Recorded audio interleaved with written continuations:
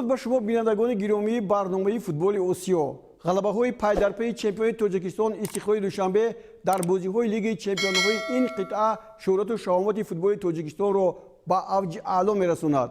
امروز چمپیون مملکت در بازی آخری گروه ا با تیم المالیق و یا خود AGMK ازبکستان که تحت رهبری میرجلال قاسموف مشق میکند وارد رقابت میشود. اما غلبه استقلالی ها در مقابل دسته 64 میلیونی امارات متحده عرب در دور پنجم همه آنهایی که این خبر را شنیدند در شگفت گذاشت. حالا فرصت داریم این لحظه های تاریخی را با هم تماشا کنیم. خب در این وخوری ما با توجه میکنیم با داور این وخوری محمد امیرالعزوان یعقوب از مالایزیا که چندین بحث‌هایی که اینجا بودند در وقتش روی حل و فصلشون رو پیدا کرد و فوتبال‌های دسته شباب الاهلی با در این وخوری غلبه کنند تا با موقع خوب هم روند.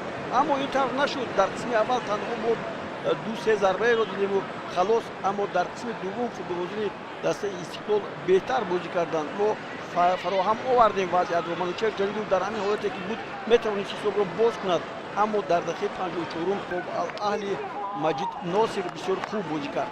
بعدا خودش است و این قهرمان بازی‌های استقلال مثل دیگر بازیکنانی که در میدان بودند نگذاشت که تو با توری دروازه وارد شود. این یک لحظه بود پیش از گلی که ما با دروازه دست. در این برابر ما با سرمربی دسته استقلال دوشنبه ویتالی گریگوریچ لیوچنکو صحبت خود را انجام میدیم. چطور به قهرمان ممکن است که برنامه ما رنگ تازه بگیرد؟ خب سلام علیکم ویتالی گریگوریچ. پیش از همه میخواستم بار دیگر شما رو تبریک گویم با این غلبه و این یک غلبه نهایت دشواری بود برای دسته ما. پرسیدنی بودم که این معجزه بود، اومد بود و یا چیزی دیگر؟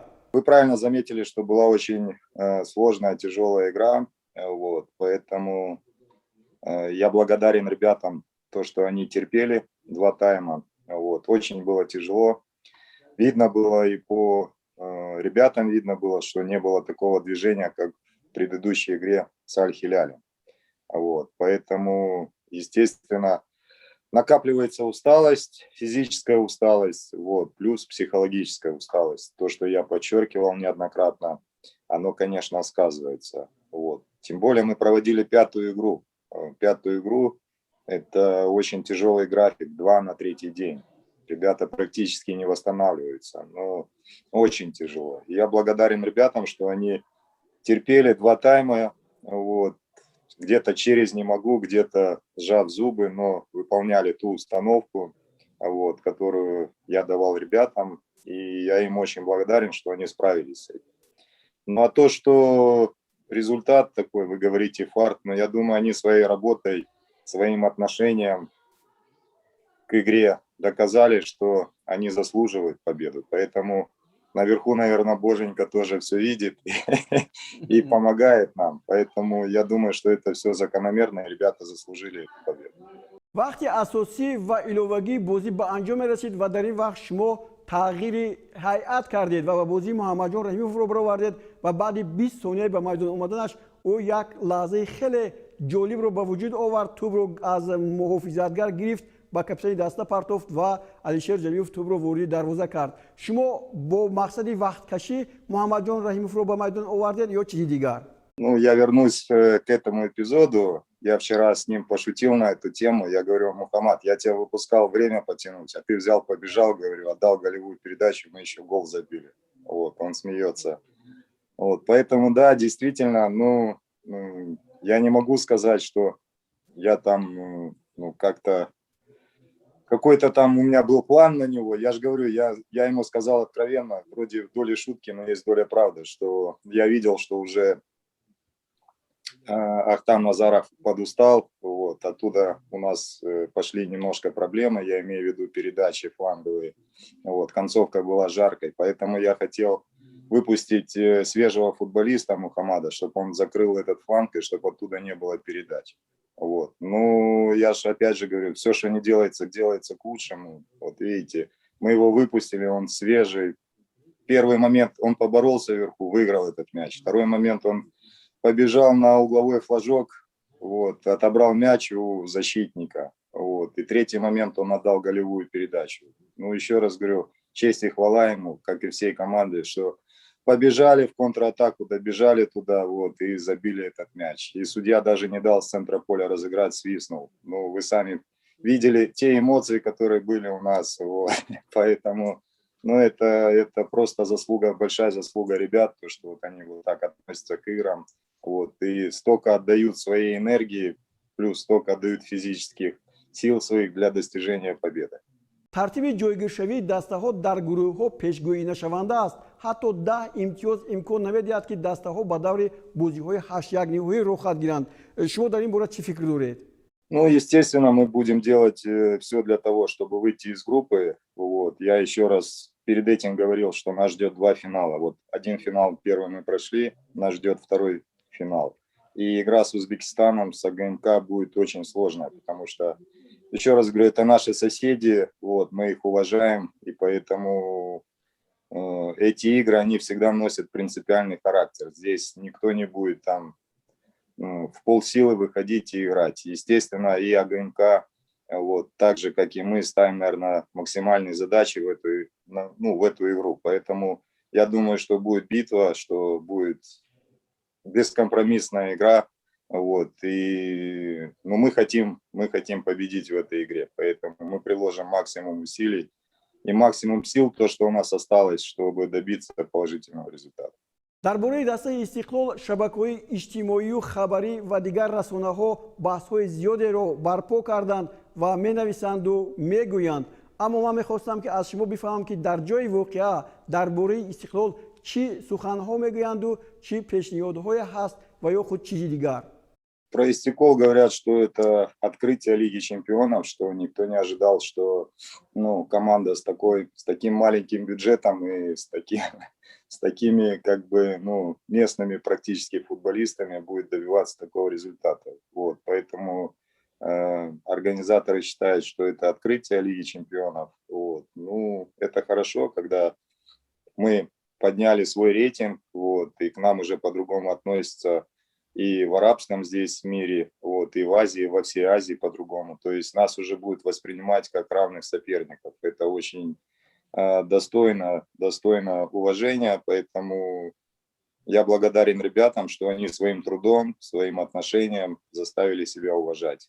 баъди 5 даври бозиҳо оё таваҷҷӯҳ аз ҷониби мутахассисон, корбарон ё худ агентҳо дар бораи футболбозони мо ҳаст? оё дастаҳое ҳастанд ки футболбозони дастаи Истиқлолро ба ҳайати худ мехонанд? Ну, по крайней мере, с кем я общаюсь, они заинтересованы. Они говорят, что пару-тройку футболистов можно как бы отсюда забирать и предлагать. Вот. Ну, естественно, интерес есть, поэтому я думаю, что турнир-то еще не закончился, турнир идет. Вот.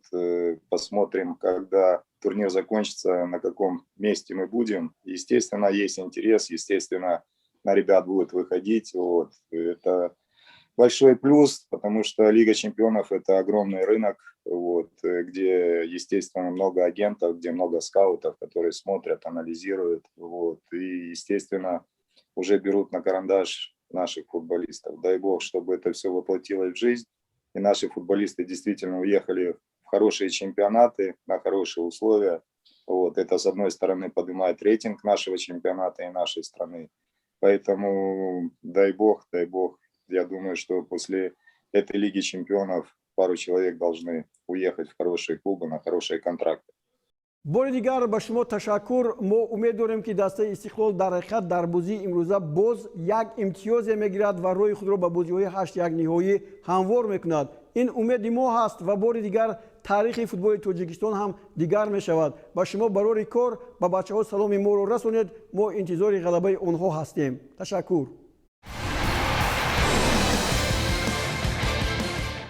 дар бозии дуввуми гурӯҳи А дастаи Ал-Ҳилол бар тими АГМК-и Ӯзбекистон бо натиҷаи калон пирӯзӣ ба даст овард. бори дигар ҳаракати палангвори Бафетинби Гомес пеши назари мо ҳувайдо шуд, чун Истиқлол ҷавоби шеронаи худро ба ин подошашон нишон дода буд. АГМК қудрате накард. шогирдони Мирҷалол Қосимов ва ҳамчунин Шабоб Ал-Аҳли Дубай барои рохат ба бозиҳои плей-офф фурсатро аз даст доданд. лаҳзаҳои ин вохӯрӣ манзури шумо мегардад?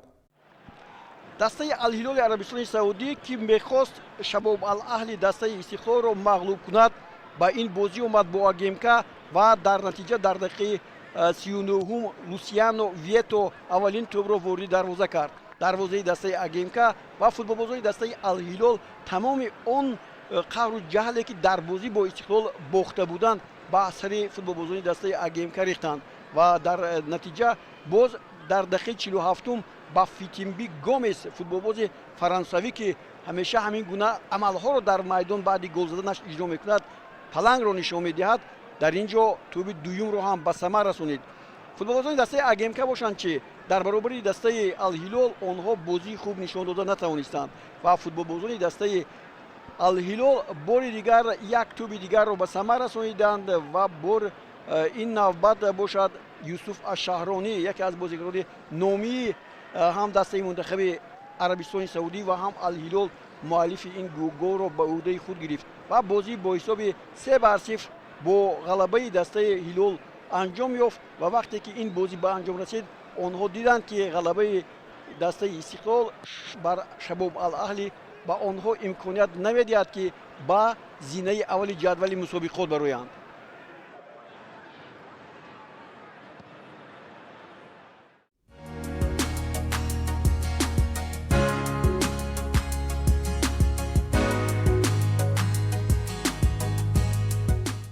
баробари бозии байни дастаҳои Истиқлол ва Шабоб Ал-Аҳлӣ дар гурӯҳи С ҳам бозиҳои даври панҷум гузаронида шуданд. дастаи Истиқлоли Теҳрон ки дар ин гурӯҳ ҳунарнамоӣ мекунад бар ҳариф мо бозии байни дастаҳои Ашурта ва ҳамчунин Аз-Зуҳайлро пешкаши шумо мекунем. дастаи Ашуртаи Ироқ аз қабили дастаҳое аст ки дар радифи ин бозиҳо комёбии хубе ҳам надорад ва маҳз дар ин вохӯрие ки мову шумо ҳоло мебинем футболбозони ин даста тавонистанд ки худро бармало нишон диҳанд ва Аҳмад Атвон Ходим дар дақиқаи сеюм ба дарвозаи дастаи Аз-Зуҳайл чемпиони Қатар тӯберо зад ки ҳамто надошт. сипас бозӣ дар ин мадор тавре ки мебинед чӣ гуна ин зарбаи ниҳоят хуб дар натиҷа Салоҳ Закариё дарвозабони дастаи Аз-Зуҳайл дар ғафлат афтод ва ин тӯб ба тӯри дарвоза равон шуд. футболбозони дастаи Аз-Зуҳайл ба ин гол ҷавоб гардониданд. онҳо тавонистанд танҳо дар дақиқаи 57 ки ҳоло мо шумо мебинем аллакай нимаи дуюми бозӣ буд ва Мишел Олунга тӯби навбатии худро дар Лиги Чемпионҳои Осиё ба самар расонид ва ҳисобро баробар кард. хуб агар Зуҳайл дар ин вохӯрӣ ба ғалаба ноил мешуд, пас футболбозони ин даста метавонистанд ба ҷои аввали ҷадвали мусобиқот бароянд, вале ин ба онҳо муяссар нашуд. баръакс футболбозони дастаи Ашурта боз як нерӯ ва қудрати дигар пайдо карданд ва Муҳаммад Довуд дар дақиқаи 85 тӯби мумкин аст гуфтанд ки тӯби ғалабаоварро ба тӯри дарвозаи Аз-Зуҳайл зад ва футболбозони дастаи Ашурта ба аввалин ғалабаашон дар мадори ин бозиҳо ноил шуданд. ҳарчанд 3 имтиёз доштанд, вале нагузоштанд ки Аз-Зуҳайл пеш аз муҳлат ба ҷои аввал барояд. Истиқлол аз Аз-Зуҳайл пеш гузашт.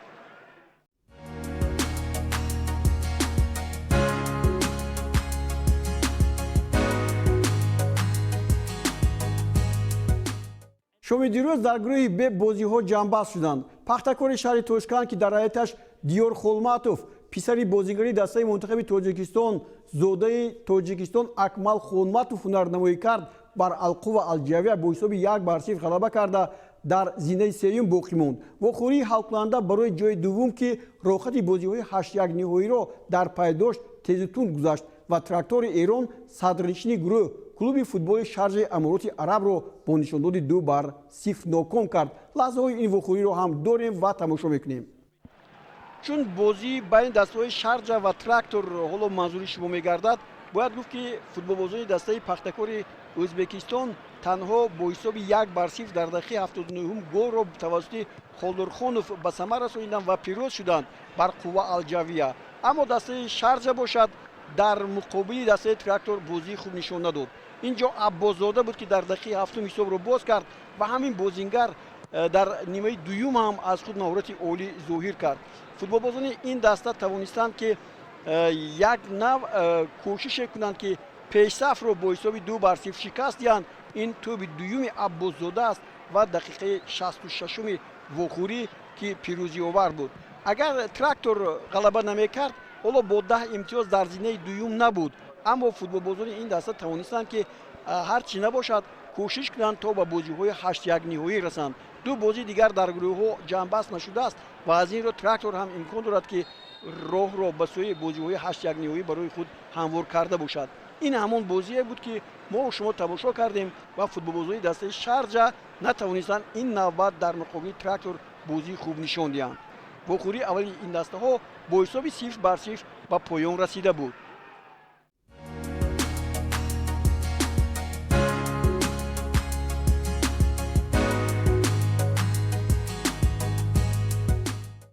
گروه د نیز مثل گروه ب وخوری‌های گروهی را جنبست کرد. بازی مرکزی در با شکل دسته‌های اسد قطر و النصر عربستان سعودی به وقوع پیوست. میزبان بازی‌ها النصر که 8 امتیاز داشت و تنها غلبه می‌توانست این دسته را به بازی‌های منبعد رخ دهد. بر شاگردان خوی هرناندز بازی خیلی زیبایی نشان داد و به مقصد رسید. تماشا می‌کنیم. متخصصان فوتبال آسیا امید داشتند که دسته اسد با روبری خوی هرناندز در این وخوری کامیاب به غلبه می شود، زیرا در بازی اول النصر توانست با حساب 3-1 اسد را در بازی رفت شکست دهد. در این برابر دسته اسد در زینه اول بود و اگر النصر در این وخوری به پیروزی نائل نمیشد، پس این دسته روی بازی‌های 8-1 نهایی را به خود اختصاص نمیداد و پیدا هم نمیکرد. ولی متاسفانه فوتبالبازان دسته اسد به خطای از همه دشواری خود راه دادند. دقیقه 33 بود عبدالرزاق حمیدالله توانست که خطای دروازه‌بان دسته اسد را خوب استفاده برد. اینجا برشم بسیار به خطاگی راه داد. دروازه‌بان دسته اسد و عبدالرزاق حمیدالله توپ اولی را به ثمر رسانید و بعدا در دقیقه 74 برد یک بار دیگر عبدالله الامری هم توپ دیگر رو همین گونه که ما می‌بینیم به نشان رسانید و دسته النصر رو به صف پیش برآورد. این معنای آن را داشت که فوتبالبازان دسته النصر الکی به صدر جدول گروه راه می‌یابند و به بازی‌های 8-1 نهایی می‌روند. هرچند در دقیقه 83 برای قاعده رو ویران کردن یک پنالتی یا خود جزا هم تعیین شد و سانتی کاسورلا این توپ رو به ثمر رسانید. 2-1 در نتیجه اسد از النصر با همین حساب مغلوب شد و حالا انتظار بشود که کدام دسته به بازی‌های 8-1 نهایی می‌براید.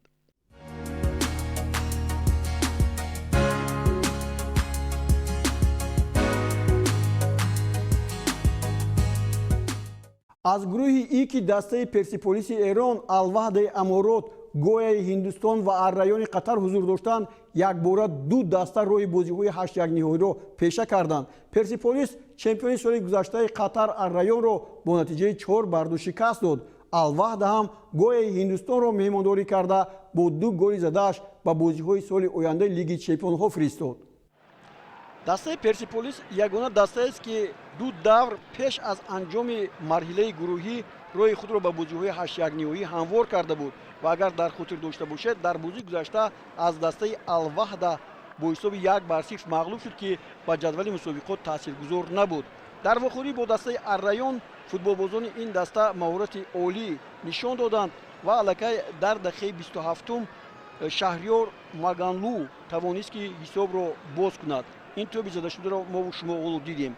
بعدا نوبت به فوتبالبازان دیگر هم رسید. احسان پهلوان اینجا باز یک ضربه دور زد، از مسافه دور بود این ضربه. در دقیقه 33 گل دوم هم روی توری دروازه دسته الرایان را پیدا کرد. هجوم‌های پرسپولیس در حقیقت بسیار هم خفناک بودند. قسم اول با حساب همین 2-0 به انجام رسید و در قسم دوم فوتبالبازان دسته الرایان قطر یک حالت خوب رو استفاده بردند. در دقیقه 48 یوهان بولی یک توپ رو ناقصی یک توپ رو برطرف کرد و در نتیجه باز فوتبالبازان دسته پرسپولیس رشته بازی رو به دست خود گرفتند و در دقیقه 68 حسین کنانی توپ نوبتی رو وارد توری دروازه الرایان کرد.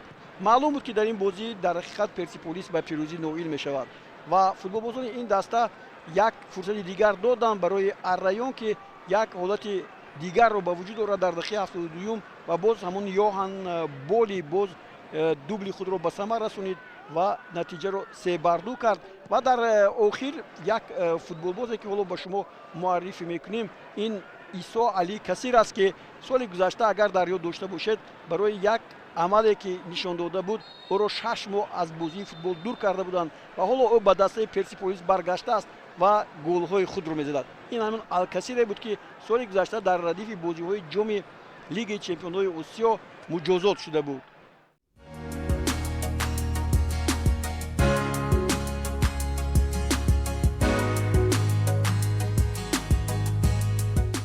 ташаккур дӯстони гиромӣ ки бо барномаи мо будед ва онро тамошо кардед. имрӯз дастаи Истиқлоли Душанбе боз ба як финали дигари бозиҳо ворид мешавад ва бо орзуи он ки чемпиони Тоҷикистон дар вухӯрии даври шашум бар АГМК ғалаба мекунад барномаи худро ба поён мерасонем. гузориши мустақимро шумо тавассути телевизиони варзиш тамошо карда метавонед. боқӣ сеҳатмандиву рӯзгори озҳоиштаи шумо орзуи мост. хайр то боздид.